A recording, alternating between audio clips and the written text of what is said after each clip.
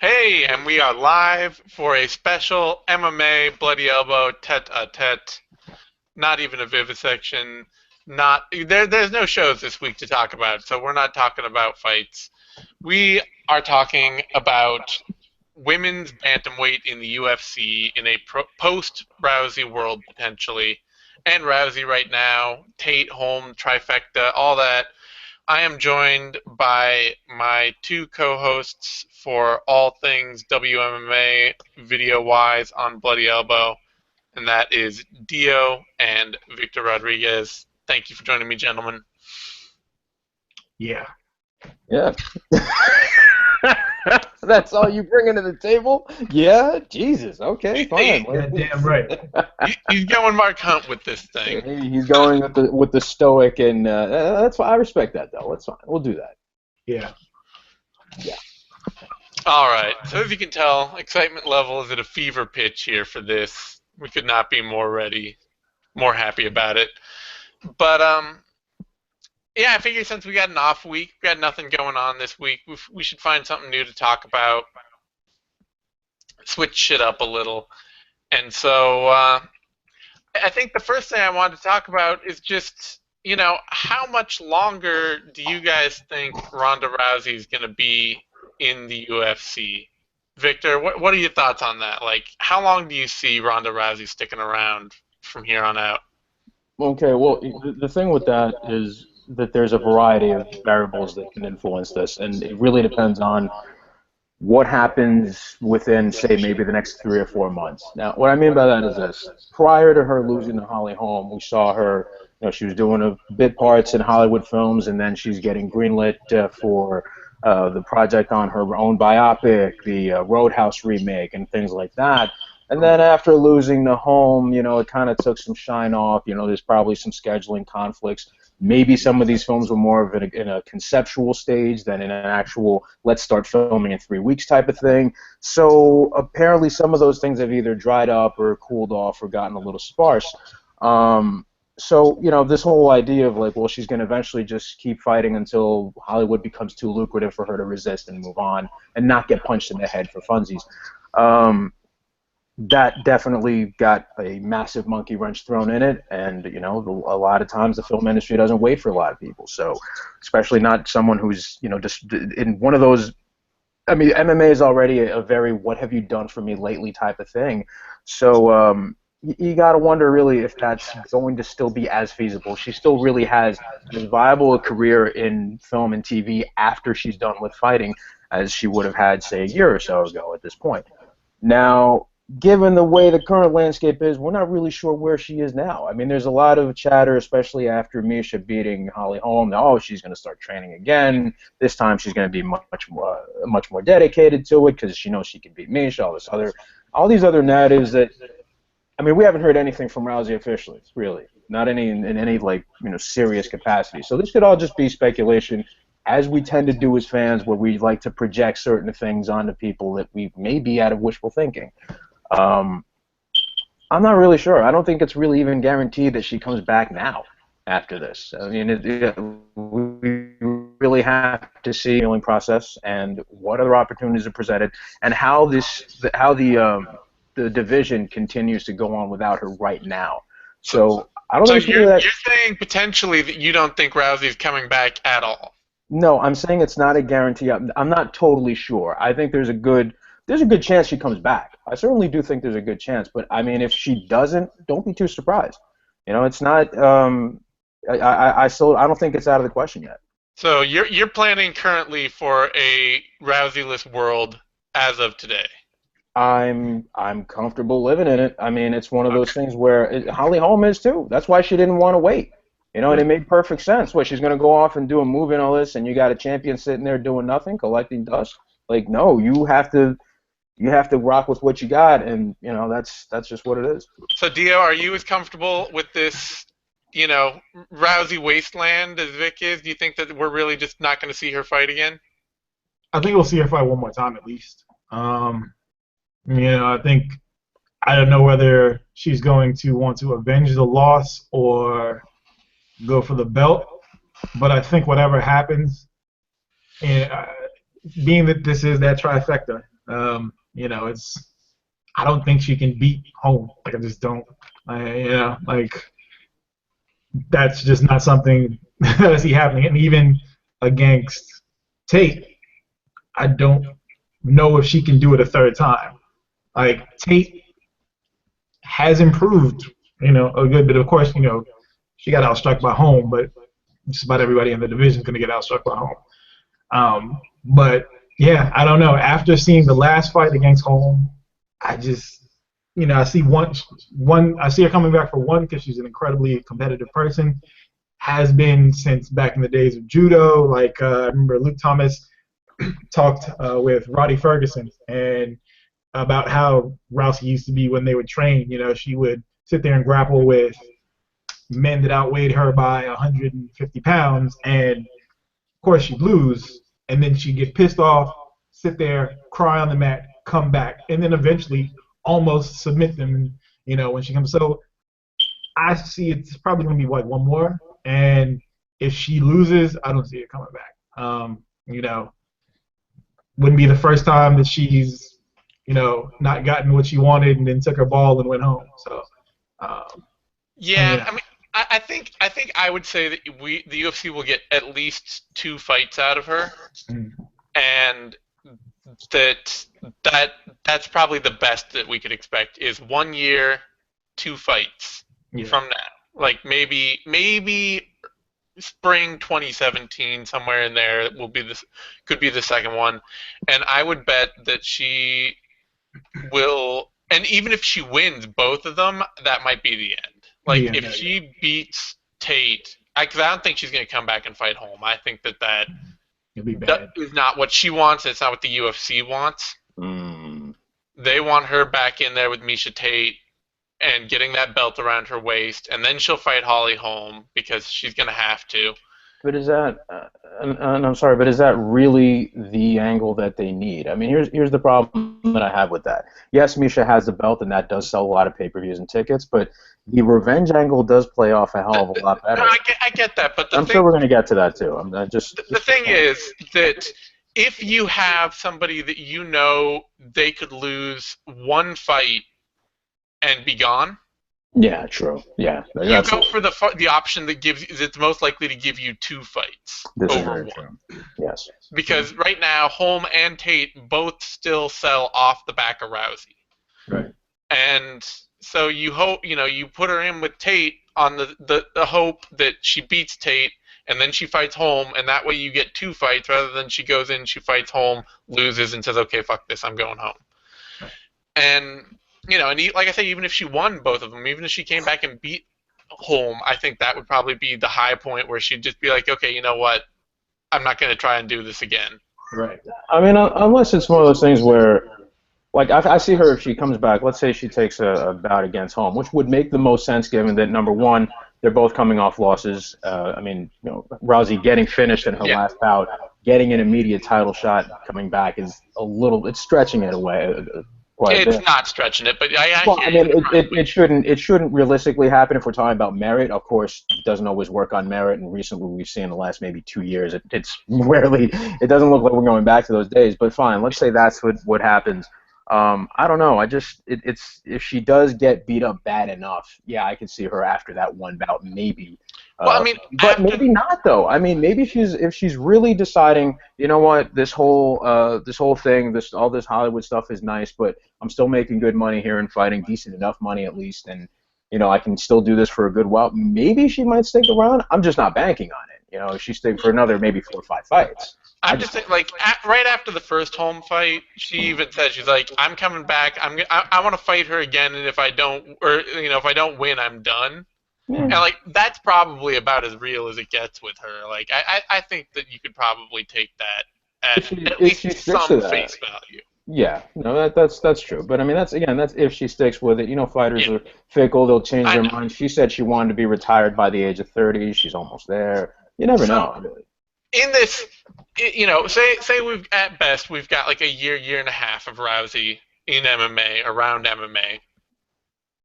Maybe more, but let's, being reasonable, let's plan on a year and a half. Do either Miesha Tate or Holly Holm have what it takes to take over that division and be not the same like thus not the same Rousey kind of star, because that's just not going to happen, but a star the UFC can sell around. Yeah, that's a tough one because of how transcendent she was. I mean, you're talking about someone that not only brought in, and that was perhaps something that we didn't really figure out for some time until it was like the pay-per-view numbers started racking up incrementally in each subsequent event with Rousey headlining, or at least being on these cards, is that she was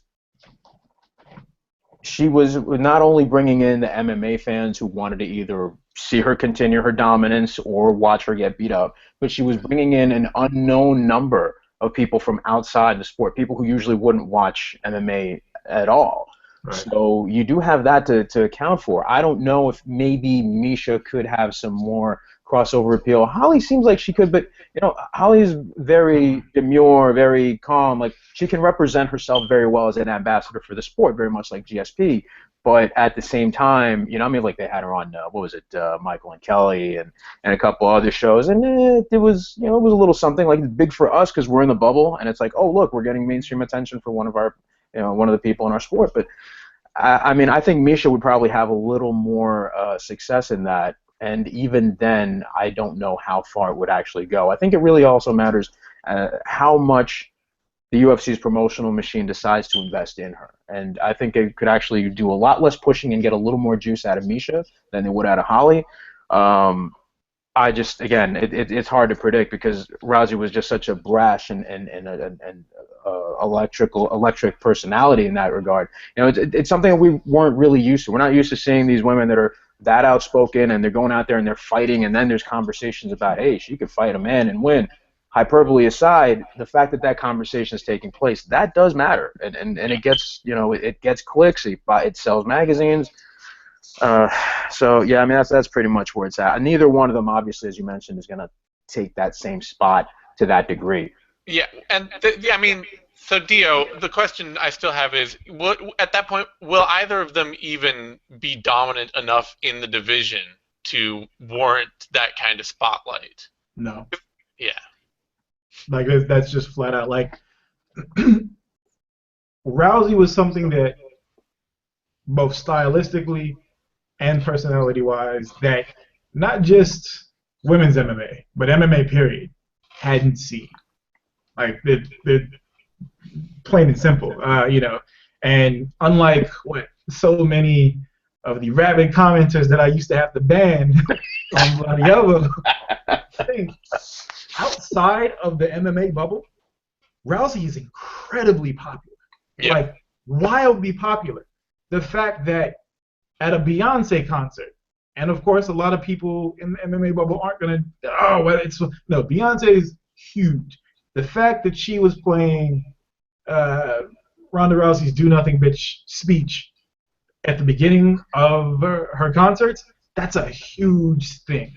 And, even if they do find somebody personality-wise, I don't think there's going to be anybody else that's skill-wise is going to be able to do that, because nobody had really run into judo like that before. People have figured it out now. I think a lot of the matchups that she had before, like, I still think Zingano could probably beat her in a rematch. I think Zingano will never not fight the way she did in that. Oh yeah, no, like, that's what I'm saying. Like, if she does not, if by some magical charm that she keeps in her gloves does not get locked up in something in the first 16 seconds or whatever it was, or first few seconds, she has all of the tools to do it. There are a lot of the fighters that had the tools to do it. Alexis Davis had the grappling to do it, just at the levels of athleticism were just on two different levels. Then you have someone like Amanda Nunes. Has that, she does have the ability to take her out with strikes, but we also know, there's no gas tank there. Like, that's, there's I don't see anybody in that division being so dominant or having such a complete, set that they're gonna do the same thing that Rousey did. It's just, you know. Yeah, I mean, Holly Holm. One of the magic bullets there with Holm was that she's one of the only women in the women's bantamweight division that can strike at range and stay at range. Right. Kat Zingano, the moment she throws 2 or 3 punches, she's charging in. Like, she is running behind her punches. Amanda Nunes loves to fight in the clinch.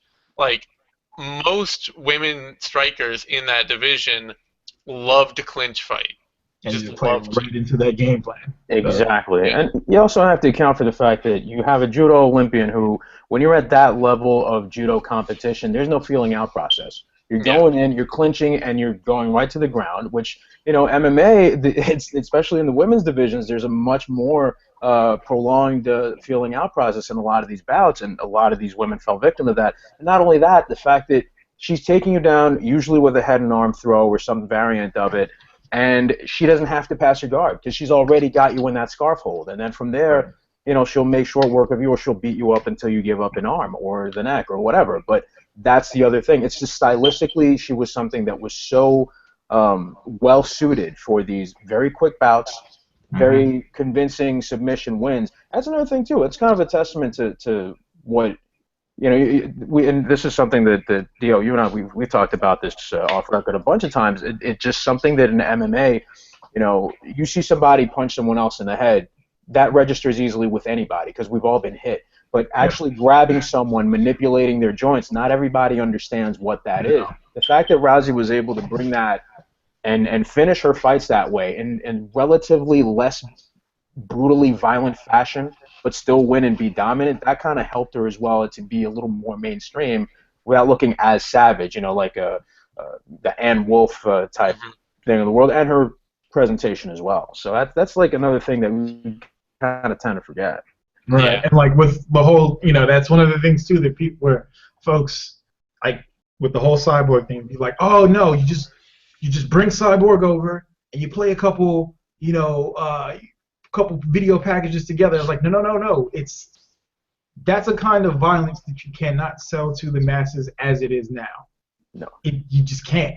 No. You know, like, you know, like you look at a fight like Jessica Penne versus, you know, JJ, and it's just, or Joanna Champion. It's just like, you can't just take that and you're like, here, love it. No, you know, like, no, you put that on SportsCenter, they're going to be shrieking in horror. They won't know what to do with that. Right, or like, so, you know, like now, being, you know, we're talking about like building stars and things like that. Paige Van Zandt on Dancing with the Stars got into, you know, was having a Twitter conversation the other day with Zombie Prophet. He was talking about, you know, oh, well, this is good for MMA because it's going to bring eyes to the sport. I'm like, well, it doesn't work that way. No. It's not a direct, you know, the whole thing of, you know, the rising tide raises all ships. No. Sure, it raises all ships, but that doesn't mean that passengers from this ship are going to jump over to this other ship. It just, you know, that's not how it works. Sure, you have this cute 21-year-old that's bubbly and can dance. Well, she's an outlier in MMA. You don't have a bunch of those. You know, like it's, you know, sure, they're going to show her sport, you know, the packages of her, you know, beating Kylan Curran and other things, but they're not going to show when she got the shit kicked out of her, you know, by Rose Namajunas. So it's like... Well, and I think that Paige Van Zandt really perfectly kind of encapsulates how tough it is going to be to replace somebody like Rousey. Right. Because Van Zandt, yeah, she's got like a very saleable personality. She has what I like to think of as like, I think the UFC at heart really wants to be a luxury brand. That's how they envision themselves, is we're a luxury brand. And that's why they try to sell people like Paige Van Zandt and Sage Northcutt and, you know, to other degrees, Ronda Rousey and Conor McGregor, is because they're very like luxury items. Right. You know, it's like Conor McGregor can be on the cover of GQ. Right. Can Nate Diaz? No. He should be. No. He ought to be. That would be awesome.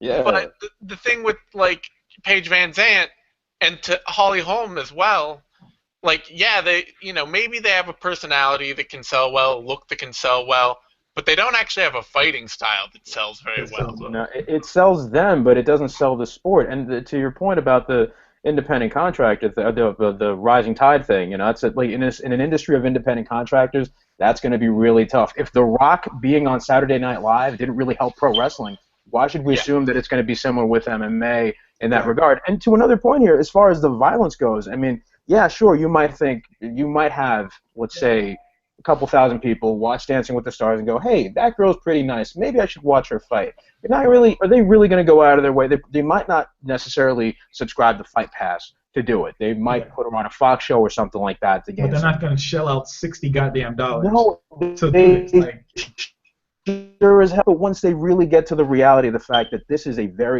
we have no illusions here. This is a violent sport. We know right. this. All right. We saw, as you mentioned, that Namajunas fight. I mean, well, let me put it for you like this: Dogfight, the documentary Billy Corben did. He Yep. shot that shit ages ago, and he couldn't find a distributor for years until Netflix decided to pick it up. And he'd Yep. take it to executives. He tells the story. He'd take it to people from Showtime and everything. Showtime, a premium cable network, and they shot him down. They're like, man, that documentary is visceral. It's real. It's great. So you guys gonna buy it? No. Why? It's too real. And this is grown fucking men. Imagine women. We still have that ickiness. well, We and still have the that thing too, classiness. like, we were talking about with Ronda Rousey and her flashy style that looks cool and, maybe doesn't, other than twisting Misha Tate's arm around, doesn't have that Yeah. much visceral imagery to it. Right. But at the same time, like, with Holly Holm or Paige Van Zandt, like, they're grinders. Like, Yeah. Paige Van Zandt's just going to push you against the fence and chip away at you for 15 minutes. And Holly Holm, yeah, she looked awesome head kicking Ronda Rousey, but the rest of her fights, like, her coach can Great. tell you that she's sandbagging all day, but We know. Misha Tate is much more like how Holly Holm is going to fight everyone else. Well, Cautious, on the outside, just picking away at you. And how many fans who might hear about her are going to show up, watch that, and be like, I need to see that again, you Yeah. know? yeah, I mean, no, they can replay her finishes from the legacy fights all they want. Like the more recent bouts, Raquel Pennington, very controversial bout. I mean, and even though I still think Holm won, I can see the case for Pennington winning and not be upset at that. So, I mean, that does kind of say a lot. Stylistically, she was perfect for beating Rousey, Yeah. absolutely. Right. And man, did she look? Man, that was a life-changing bout. She looked amazing, but it's a Next cruel fight and was right unforgiving back. game, man. Yeah, Next fight was just right back to the same fighter she has been. And yeah, yeah. that combination of fighting style and personality, something that is easy to watch for casual fans and easy to grab onto as a personality for casual fans, that's just about impossible to find. Right. Yeah. Nice. Yeah. Which is it's kind of sucky because that's the next question I have is that so once Rousey's gone, what happens to this 135 division? Does it become women's 145 pounds? Does it become this Lord of the Rings situation where you have the 9 ring wraith kings who all thought that they were getting power and end up riding around for all eternity trying to chase down fights? Wow. You just thought of that off the top of your fucking head, I just did like not. that? I've been working on Oh, that okay. one. Yeah. But Man, it's still impressive. I like that. That's good. you got if you got Amanda Nunes and Valentina Shevchenko and Jermaine Durandamy and all these women who are out there I thought I was getting this power to by fighting with Ronda Rousey, I was going to get all this money and all this notoriety, and then she leaves and you're suddenly just Stop. Yeah. You got nothing. yeah. Is Yeah, that what's going to happen? still- I mean, No, I don't think it's going to be that bad. yeah. But it is definitely going to be. It'll. So bantamweight will no longer be the premier women's division. That'll be gone because all of the more marketable fighters, all of the more exciting fighters, all of the less shop-worn fighters are at 115 pounds. Because, and I was talking to you earlier about this, Zane, and even though the age range for the most part between strawweight and bantamweight is basically the same, I'd say the average in bantamweight's probably around 30, 31, and it's like 28, 29 at strawweight. But most of these bantamweights have been fighting since like 2007, 2008, and going up and down between classes. Back when you had these, some of them that were realistically only about 125 pounds back then, fighting 145 pounders. Like a lot. They've got racked up tons of damage, and like just recently with like Alexis Davis just had a kid. That wrecks your body. Like that completely, that screws around with like bone density, so on and so forth when you get back. But like there are all of these things which in the 115-pound division you don't really have that. A lot of them have been fighting a lot shorter amounts of time. Maybe they have just as many fights, but they just don't have as many city miles as the bantamweight division does. Yeah. Yeah. I mean, Well. Yeah. go ahead, Vic. No, please. I was gonna say. I mean, it's just one of those things that like. The 115-pound division is so relatively new that just about every fighter in there started fighting in like 2012. Right. That's the thing. Is that, and yeah, for women's 135, you look at all the top people who've been around, and most of them have been around long enough to get the kind of shopware that MMA fighters get. Like, Yeah. the career arc and career length isn't going to be any longer for women's MMA than men's MMA, I don't think. It's not going to be like, oh, I can fight 14 years because we don't punch as hard. It's going to be like, oh, I fought for 8 or 9 years and then my neck went out, my back went out, my shoulder went out, my knees went out, something went out and never really got better, and that's it. Yep.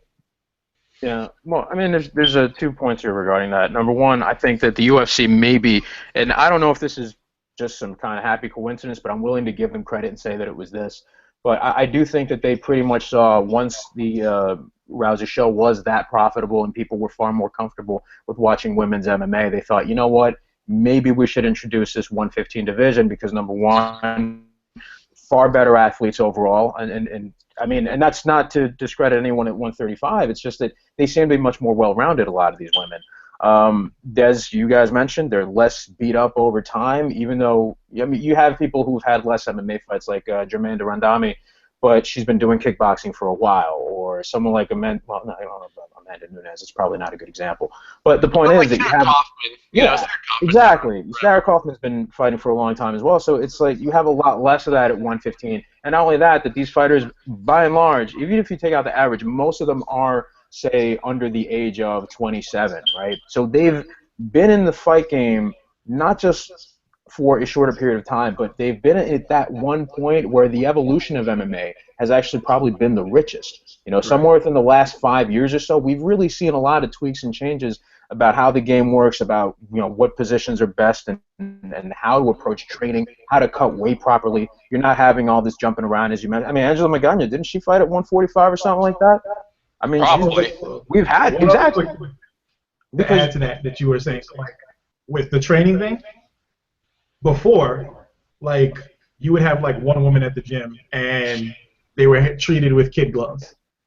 Now they are treated, for the most part, at most gyms, as equals. So it's not like, oh, you're going to get this lower end version of the training that everybody else will get. They're getting the same training that men are getting, and it's very noticeable now. Yeah, I mean, I hear Joanna Champion doesn't train with women at all. I mean, and not only that, it's given that MMA is much more widespread, especially for women. Now it's much easier for them to get fights, so there's less need for all these other things that would be considered abnormal now to continue to happen. Well, so on the upside of this, then, if 135 is bound to shrink just because there aren't many, there's not as many natural women athletes there competing there. It's kind of 115 is much more like men's 170 or 155. I think it's fair to say. Yes, I'd say like 155 probably be. Yeah. Since it's such a large capacity. Yep. It's dense and it's talent packed. Yes. Yep. So so if there's less talent at 135, but I don't think that the idea that the UFC might just like, oh, scrap the women's bantamweight division because there's no Rousey in it. I don't think that's a reality. They're not the kind of company that ever wants to be seen to take steps back unless they absolutely have to. But do And you that would think be that a this? terrible PR disaster if Yeah. they took away a women's division. Horrifying. Do you think that this opens up makes women's 125 in the UFC reasonable because they're no longer worried about keeping talent around for Ronda Rousey at 135? I do, because you have some 135ers that are 125ers. Jessica Yeah. Eye is not 135 pounder at all. She fought I think most of her fights at 125 before she got into the UFC. So it's like Miesha Tate could make 125 easily. There are lots of, I know people like to say, oh, well, they should just bring in featherweight and bantamweights can move up there. No, they're not. They're not gonna. No, that's dumb. No. But with 125, like that's the thing. A lot of the 135-pound division, 125ers, Jessica Andrade could easily be down, or should have been at like a division like 125, beforehand. So it's like, it would be the smart thing to do. You have plenty of talent out there in that 115, 125, range. Because let's face it, there's a dearth of talented, athletic women past like 125, 130 pounds as a whole in sports for the most part. Like that's like a well-known thing. So it would make more sense for them to do that, to bring in a 125, and now you actually have the option to drop down. Like you're not dropping down 20 pounds to another division like they are currently. If they're like, well, I can't make it here, so sure, I'll just cut down to strawweight. No, that would be dumb. And I think the women's flyweight division would probably do better ratings-wise, and then the men's, because it's you would actually have that wouldn't be hard. You would That have would more not be personalities. Like you would have more personalities. Women's strawweight probably does better than men's 125. Oh, definitely. Yeah. I think having a 20-minute hologram show of Sherman Helmsley doing the George Jefferson dance would do better ratings than a lot of the 125 fights for men. And it sucks because Demetrius Johnson is great, but there's so many and I love watching those guys. Like I really like seeing that division despite the overall like lesser amount of finishes, but man, it's a tough sell. It's not even a tough sell. Like I love the technique. I love seeing the skill level, but at the same time, like I would just be sitting there watching and I'm just like, oh god, this is a drag. So and if some of us are doing that, but with women, like you have more personalities, you're going to have more interesting grappling battles than you are with these super fast Dragon Ball Z speed fights that you're having with Demetrius Johnson. So like Well, I think it also matters when you look at the women's 125 picture, at least when they brought in the division initially, and they were just looking for talent, they stacked it with some of the people they had for that season of Tough. Roxanne Modafferi comes to mind, Shayna Baszler. These are fighters that really should not have been at 135. Sheila Gaff definitely should not have been at 135. Rosie Sexton. It's just, these are just off the top of your head. Now, how many of those people have gone on? Roxy obviously had probably the best of fates going to Syndicate and restarting her game. Why we always show her love here whenever we do one of these things, because she seems to have evolved the most. But, it doesn't seem to me like that's a reality that if you were to shutter the 135 division, or if you were just to introduce 125, I think they probably haven't done it because they know that it's just going to start thinning out 135, and then which is a division somewhat shallow already as it is. It's by far the shallowest UFC division, without question. And Zane, you know better than most because you wrote it yourself. There was that piece on Valentina Shevchenko getting signed to the UFC, and I'm like, oh, great, because I've seen her fight before. I'm like, this is great. She's a great addition to the division. But you wrote the saddest fact of all, which I think we mentioned here as well, that the only person that was signed to that division prior to her was like a year or so before. Marion Renault also signed on a replacement injury basis. So it's like, they had no interest clearly of bringing in any more people in that weight class. So I think we're already starting to see that, not necessarily shrinking, but at least them sort of keeping it as it is, and just see what happens, I guess. So just off top, just looking at the roster that they have on the UFC site, they could of 135ers that have competed at 125 or could easily go down. Kat Zingano, 125. Yeah. Leslie Smith, 125. Oh yeah. Elizabeth Phillips could very easily make it down to 125. Ren Nakai. Ren Nakai is actually an atomweight. She's only 5'1". Realistically, now she could probably only get down to strawweight, but she has no business being in anything above 115 pounds. Jessica Ai, like I said, 125er.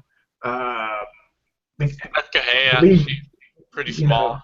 Bates could stand to go down to 125. And I mean, even Shevchenko's not a big bantamweight. She's. I can see it happening for her dropping. I mean, she fought Joanna Champion in Muay Thai. These women were in the same division. Right. And Joanna Champion's a 125er, and so is Valerie Letourneau. Those, at strawweight, they would both be at 125 naturally. Right. Yeah. So it's very I could very easily I could see this. It would logistically speaking, it just would make more sense. That would be a good buffer. I know, on the interwebs and in the comment sections, they absolutely love. They're like, oh, you got to bring Cyborg in.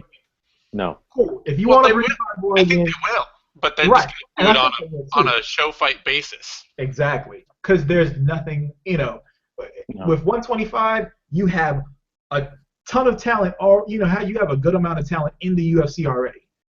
Looking at Invicta, you've got plenty of talent there. Look at any of the fight cards over in Eastern Europe and other places. Most of the talent is in between those divisions.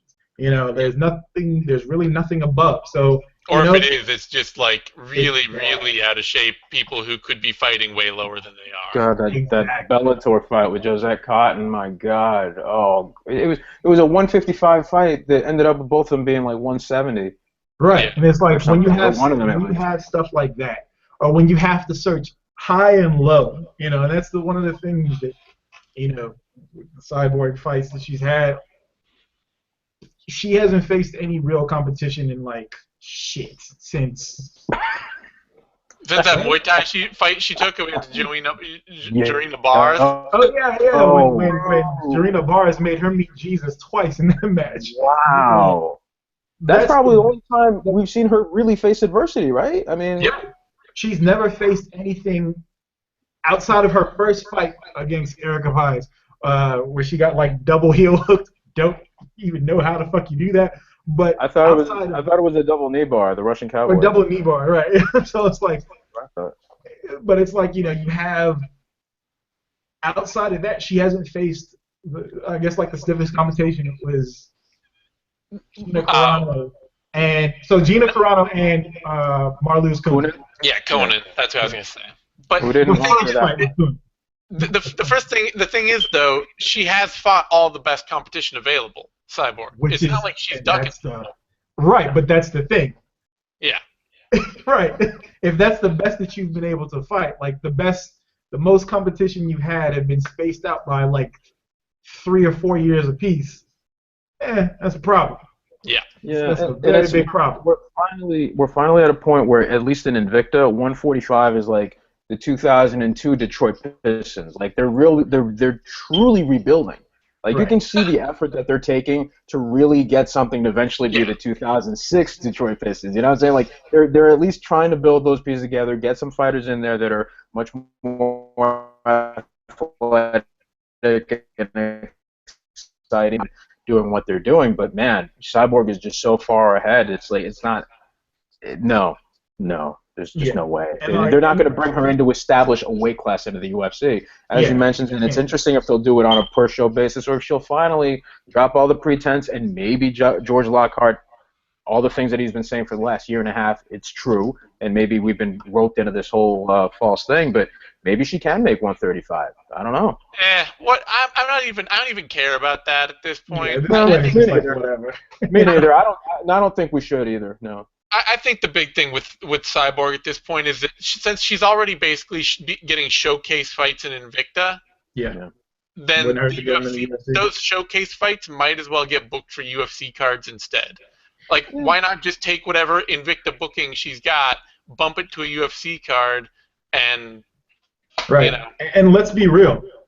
The UFC does not book as a sports like a sport anymore. Like they have been booking like the WWE for the past 2 years. Like the whole Conor McGregor Nate Diaz thing recently is like, you know, no.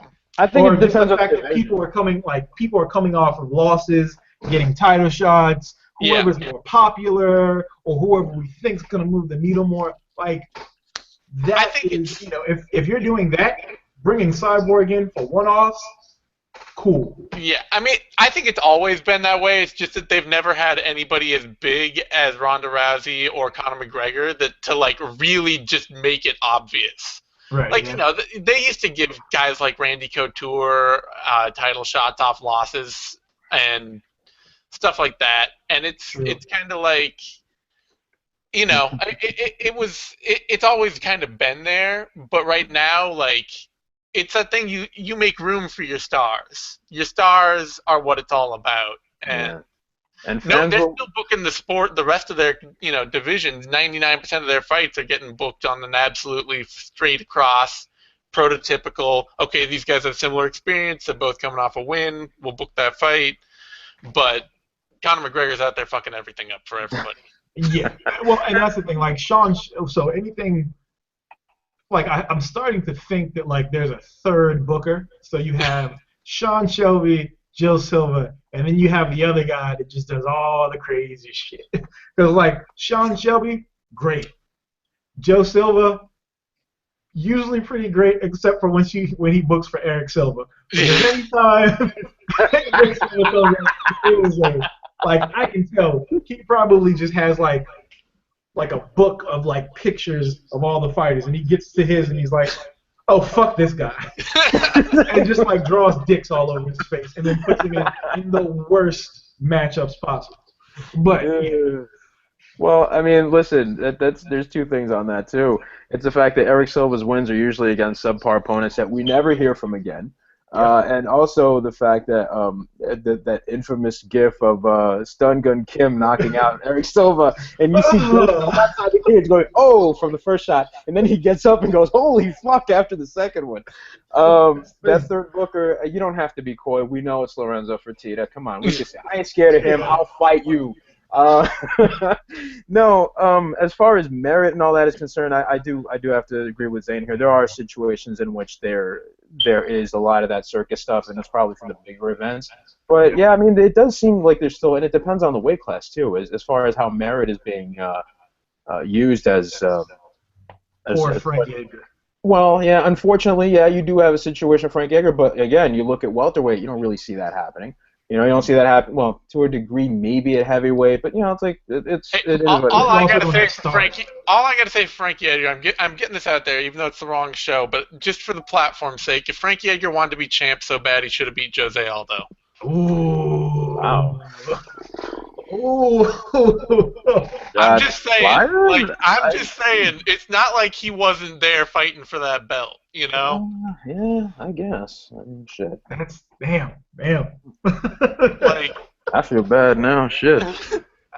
Damn. Somebody has to say it, because everybody's like, "Oh, poor Frankie, poor Frankie." Now I gotta Now I gotta think of a dead Sherman Helmsley hologram dancing to cheer myself up again. But no, like I get your point, all that. But okay, we probably shouldn't get too sidetracked with it. But I mean, yeah, he lost that fight, but he did earn it. He did earn that shot again. He fought his way back. That's fine. That's fine. I'm just saying, you know. Frankie Edgar wants to be champ. He should have beat Jose Aldo. He should have finished Benson Henderson. Okay. You know, like he has had the opportunities to be the champ for as long as his skills would carry him. I'm with you on most of that, but at the same time, man, like you're losing your title shot over bullshit, over a guy going up and It's fighting. not bullshit. Talking It's about money. fighting It's Ronda all Rousey. the It's money, money. though. Yeah, but I'm It's saying, not well, bullshit. from It a is merit money. standpoint, it's bullshit. I get the money part. I'm not lost in the woods. I get that much. I know that this is a business first and foremost. But come on, man. I can see why he's upset. I mean, but I get why he's upset. I get why he's upset. he has every right to be. I think. I'm just Cash saying. rules everything around me. I'm Creamer, just saying. money, Mm, dollar bill, y'all. mm. Uh, But Anyway. anyhow, back to WMMA. Let me tell you the story of the first time. Stop! No, Nope. oh, okay, no. Nope. Okay. no, Nope. Don't do it. no.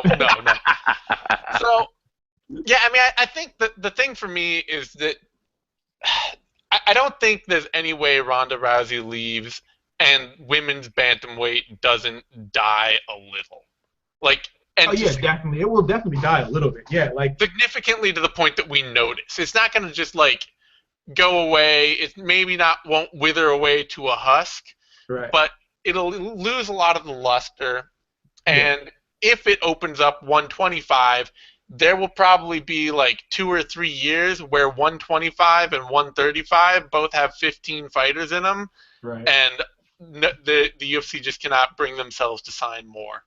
Right. Yeah. No. Like it's basically what's going to happen is it's going to be like, the UFC had this really nice car, and everything's good, and then shit got flooded.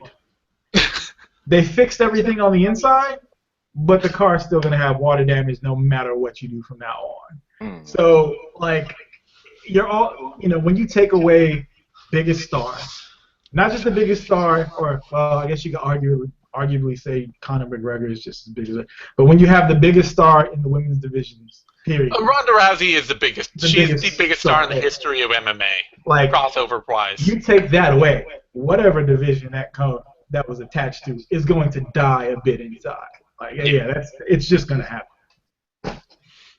Vic, any thoughts, closing thoughts on that? Yeah, I mean, there's really no argument that you have the biggest star, not just in that division, not just on the women's side, but the sport overall. I mean, I still think even after that loss, I still think she's a bigger star overall than McGregor by miles. And it's just one of those things that you couldn't have dreamed of. Not only is there going to be a women's division in the UFC, like my 2007 brand wouldn't have processed this. It's going to be a woman that's going to be the biggest star and by far. And then the prospects of her leaving. And they're already hurting the sport to a degree, or they're already hurting that division to a degree, because it's like we're having this conversation now, like, damn, what happens? How bad is it going to hurt? And I mean, look, she'll leave, as all of them will at some point, retire, do whatever makes them happiest, or just the wear and tear probably gets to be too much. Yeah. And there's no real heir apparent, I guess, that we can think of. No one's going to be as dominant as her. No one's going to have that same run, at least for a long time. Yeah, I don't know, man. It's going to be there's certainly still going to be a good amount of fun fights, exciting characters, and there's going to be some great legitimate talent that's going to still be there, which is because it's not like she ran through 145 now like Cyborg. Cyborg could retire today. You'll be like, well, that was fun. Gonna miss you. Too bad you didn't fight Rousey or you didn't go to the UFC, whatever. Like the amount of regrets that you'll have won't be as big as like, man, they could have. Yeah, she did all that, but she probably could have done more. Like the Rousey impact is just so big. There's no doubt that it will die a bit. Yeah, I just hope that in the process of that death, they use it to build up something new, to get women's flyweight in, and just like do a little something extra with it, so that while they have to rebuild this division without the star, they can also work on building something else up at the same time. Mm-hmm. That's my hope. But it's gonna be interesting. It's gonna be weird. It's gonna be weird if Rousey is just like suddenly gone, just like that's it, done. Right. But yeah, like even if she does, there's enough. There's no one to match her, but there's enough talent there to keep everything afloat for the most part. Like, yeah, they're not going to shut it down. Like I say, UFC does not. They're not in the business of taking steps back. Like it had to kill them to go back off 50 shows down to 45 a year. Because if they haven't killed off 120 men's 125 yet, like they're not killing off women. No, and they were thinking about doing men's 115 a while back, and this is again, it's like almost every time we do one of these, like it's me and Zayn involved. It always goes back to tough China, tough India. They probably had those hopes, but man, that shit got scrapped with the quickness, which is probably a good thing because that would have been more miserable. But as far as women's 125, like as much sense as it might make, I don't think they're going to do that. They'll probably keep it at 135, and if you're a 125er, you'll just have to go up. I don't see them adding in order to take something back. Not when it's established. That may be true. All right. Well, on that note, thank you guys for joining me. You can find me on Twitter at DZaneSimon. You can find Dio on Twitter at I'm Just Dio. You can find Vic on Twitter at Vic M. Rodriguez. You can find all three of us in various forms, capacities, ways on Bloody Elbow. Maybe not so much Dio. He just comes and trolls through the comments every now and then. But it's great trolling. It's masterful trolling. I applaud it. Hey, I mean, shit. I said this when I fucking left. Like, what did you guys just think the power of the trolls went away? No, I took that power. The souls are still mine. All of you on our MMA, your souls are still mine. Living out in that elephant graveyard that is our MMA. But I still hold all of you. So at the very least, you'll see Dio back on this show to talk about more shit like this. Vic will be here for vivisections and whatever else he feels like doing, whenever else he feels like doing it. We don't really know. Yeah, I'll still be posting stuff occasionally too. Whatever. Yeah. I just need the UFC to actually start using Fight Pass properly. That would be nice. Don't keep dreaming that dream. For me, you know what? That's coming though. Allegedly, that's coming. I have faith in that. Yeah. All right. On that note, give this video a thumbs up. That's this thing. Subscribe to MMANation.com. Gotta get you all the Bloody Elbow videos, interviews, shows, all that good shit. We'll be coming at you with more shit next week. There's not a UFC show, but I think we'll have a vivisection for one of the smaller shows, and we'll be doing, If I Did It, Knuckle Up, all that good stuff. So thanks everyone for tuning in. Thank you too for joining me. See you next time.